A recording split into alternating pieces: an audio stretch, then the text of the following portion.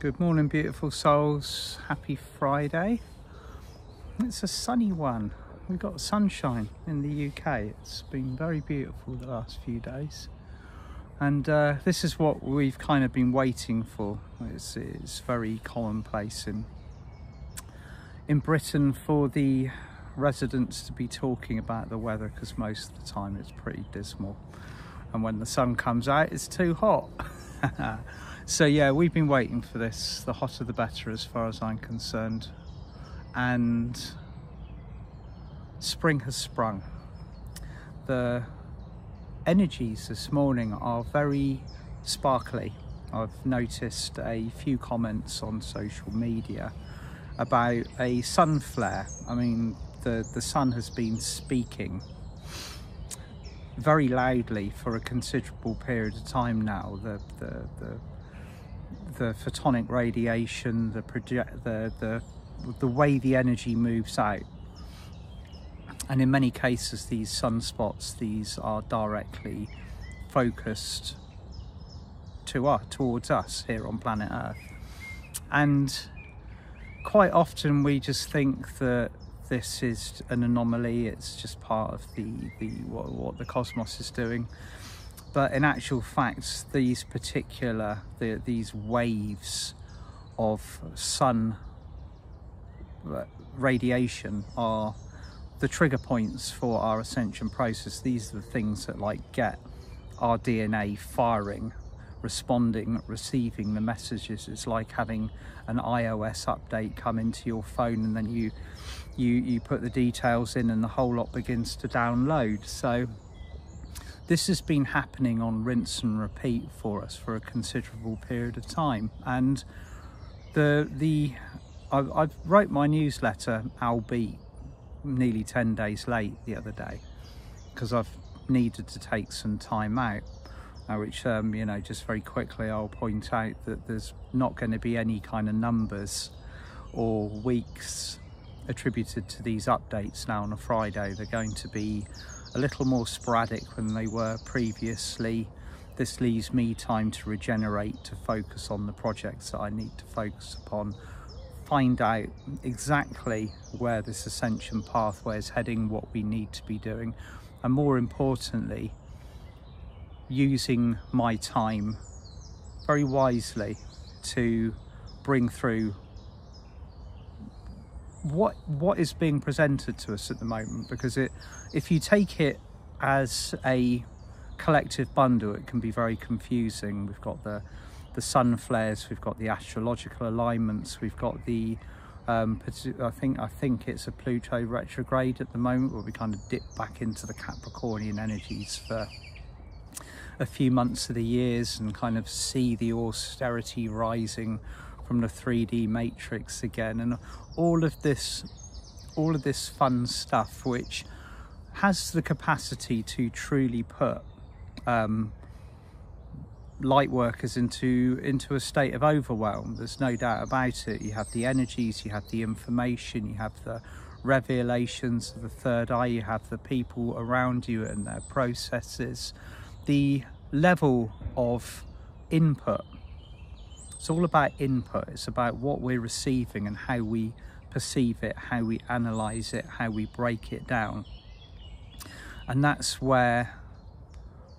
kind of where I'm flowing and where I'm going. This while our DNA is flowering, while our bodies are receiving this information, these recodings, these upgrades, these gold prints, we need to be in a state where we are receptive, where we are able to listen to nature, listen to ourselves.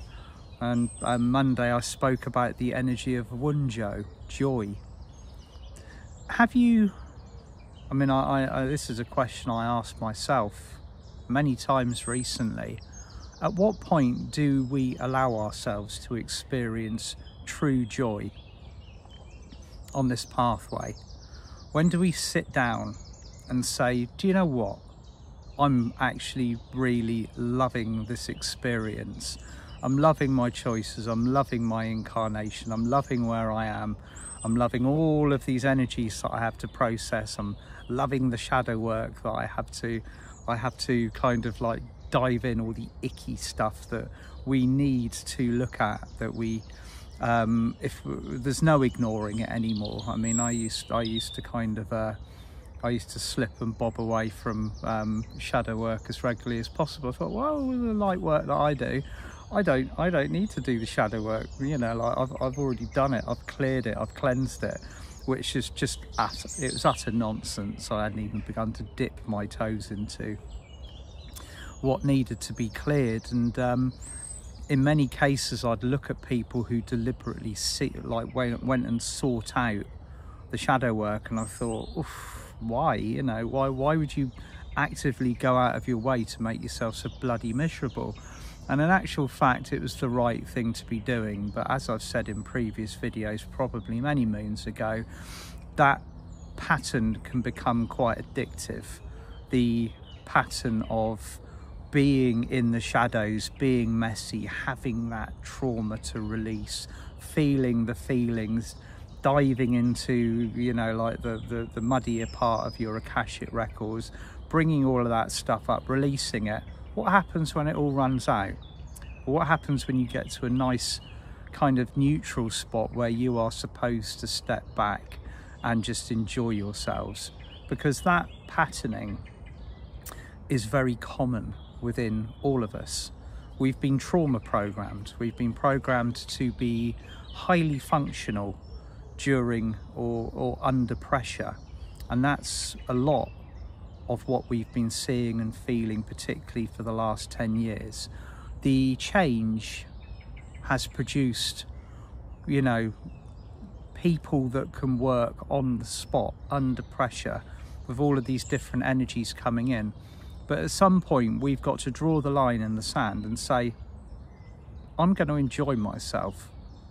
You know, I'm going to experience the joy, the breath, the silence, that pause, and I'm not going to try and fill it with something, because it's become increasingly obvious that and I use myself as a shining example here of not knowing when to stop, knowing when to slow down or to take that breather. So my personal challenge to myself, and also my kind of like my invitation to all of you tuning in at the moment, is regardless of where you are, regardless of what tests that you're being presented with, the initiations, the personal rumblings, the screeching caterwauling of the matrix as it tries to produce more things to, you know, lower our vibration and all the rest of it. Joy. Bring joy into everything that you do. Now this might sound, you know, like it might even be a trigger for some of you. You might be really going through it to the point where me suggesting experiencing joy because of your circumstances is so ludicrous that the response is anger. And in many cases when it's been suggested to me that I've needed to kind of like, why don't you just enjoy yourself, like chill out, man, take a bit of kick back, take a bit of time out. And I'm thinking, the ascension process doesn't sleep, nor does the matrix. You know, you've got to soldier on, you've got to do this, and that's not the energies that we are being presented with at the moment. If we all stopped, if we all took time to focus on our personal happiness, to bring joy into every living moment, if not joy, then gratitude. Okay, because these energies, they run very much hand in hand with each other. They carry a vast amount of power. We use the yellow ray, which it's ray 3 and of the primary rays, the primary ascension rays. And originally I felt, you know, they according to Joshua David Stone, they represented creative intelligence. But for me, that sunshine yellow, that Lanto yellow, it's joy. Okay, what do we feel when the sun comes out? What do we feel when we open the curtains and the daylight of a beautiful day streams in? What if you live kind of further, you know, further up north, and you have winters that last for 3 months in perpetual darkness. When that dawn first comes, when the sun first comes up, it is the light of joy that returns into your life, and we celebrate it. Human beings have we have celebrated the return of the sun since we were first kind of staggering around on this planet, doing what we're doing, forging the first kind of buildings of Atlantis 260-70,000 years ago. So joy, gratitude, two things which for me kind of like, you know, they're two bedfellows that kind of get on with each other very well. And gratitude is an energy that you can bring in when joy is a little bit more difficult to pin down, to allow into your life. Gratitude just means being accepting and grateful for the experience, or maybe acknowledging a little bit on a wider scale the experience that you are having because of the lessons that are presented.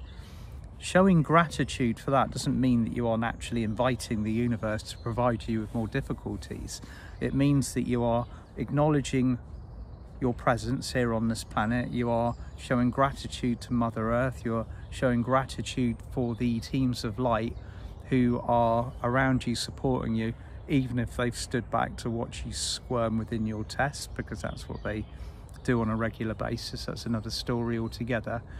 And just more to the point, being grateful for how far that you have come on the ascension pathway during the ascension process, because that's another thing that we tend to skim over, we tend to overlook, is giving thanks to ourselves, to our body, to our energy systems, acknowledging how massively we've progressed during the first part of this process. And of course we're now into the second half of the ascension process, and the gloves are off energetically.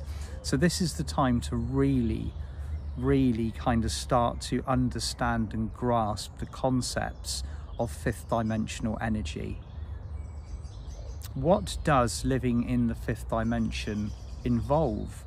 Does it involve more grind but just at a higher frequency?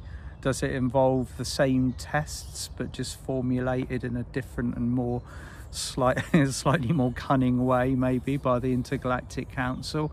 No, I don't believe it does. I believe it is the end of suffering. Okay, now that is a massive one for our planet at the moment. Everywhere we look, everywhere that we are presented with information, we are presented with the suffering of the human race, of the animals, of the trees, of Mother Gaia herself.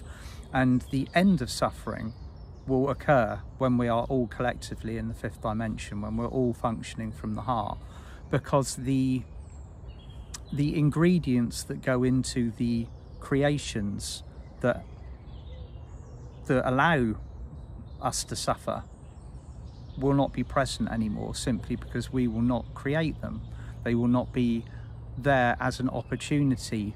People who are living in a fifth dimensional state, when they are aligned with their heart, when they are doing what brings them joy and brings joy in service to others, do not, by the very nature of their soul essence, have any inclination to cause another suffering, nor do they take too much. There is no imbalance.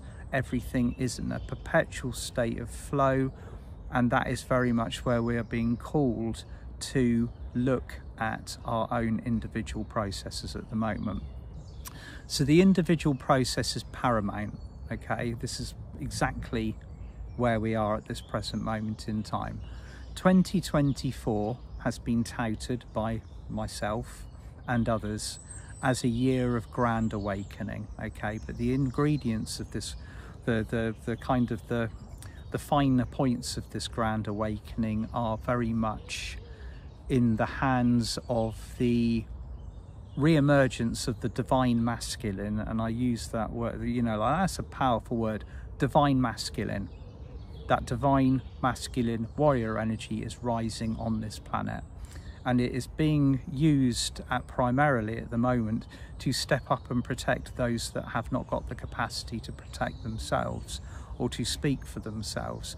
That heart-centered warrior energy, that is the initial wave, the step up. And you might be thinking, well, where are these divine masculine souls? Where are their presence? I don't have them in my life. Look for the sparks of light around you. Look for the telltale signs. What you will see in abundance of is the circumstances that are being created that will bring these divine masculine into their protective roles, to step up, to speak, to provide the platform, the base, the kind of the loving arms, everything that we've been lacking and missing on this planet, because primarily the energy that governed the third dimension was masculine, but you would not be able to kind of attribute it to a energy of divinity. It was very much located within the ego. So that is right.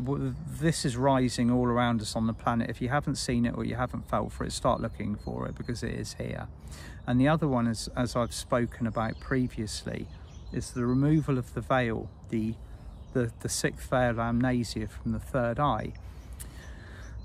For want of a better word, that it's a game changer. Okay, now that the sixth veil has come away from the third eye, it's almost, we don't have to shout from the rooftops anymore. Okay, we never had to in the first place. It was something that we felt that we were emboldened to do. We had to do it. We saw untruths, we saw injustice, we saw evil within the world, so we'd stand up and we'd speak about it in the hope that people would listen. And for many, many years, particularly from 2020 onwards, it felt like our voices were just being mocked. Nobody was hearing, nobody was listening. Everybody's just like, ha ha, give me the evidence, like the sources please, and oh, you're just imagining it. So there's a huge amount of people out there now that have had their ability to ignore higher frequency energies, the new dimensional space that we're living in, that's been removed. Okay, so the ability to have that visor, that fifth veil, that last vestige between true sight and what we were presented within the third dimension has gone. So it is only a matter of time now before people have no option but to see. And that's going to create, or is creating, within the kind of like the awakening or the unawakened populace, an extreme amount of discomfort. Because when you are forced to see when you may be not ready or unwilling to see, that can cause, again, the only way to describe it would be it is traumatic. And we experienced this on some level when we woke up. Okay, we may have had the joy of the angels and the connections with the ascended masters, and we chose that, but we'd have also seen things and experienced things that triggered things within us, triggered the old energies to come up, triggered the shadow work. And so the most powerful thing, the most powerful and the most beautiful thing that we can do at the moment is seek joy, seek happiness, seek balance, seek unity within ourselves. Can't expect somebody else to come and hand this to us. That's not going to happen. What we're doing, we are doing this within ourselves, as within, so without. When you are a joyful, a grateful person, when you are finding happiness within what you can, then the whole world around you will shift to that frequency. It's the same with everything. Energy seeks to express itself at the higher frequencies. It does not seek to be dense. It does not look for to become an immovable solid form. It wants to be joyful. It wants to create. It wants to be in alignment with universal flow. So that, my lovely souls, is my message for this Friday. And Sorry I haven't been around as much. I've been taking that time to allow myself to regenerate.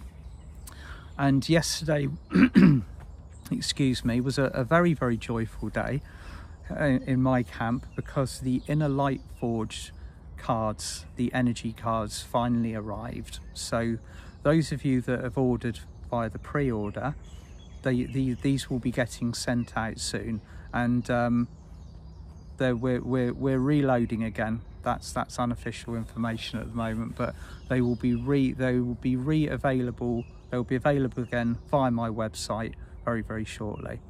So enjoy a beautiful Friday wherever you are in the world. Have a wonderful weekend. Sending you all so much love. See you soon. Bye.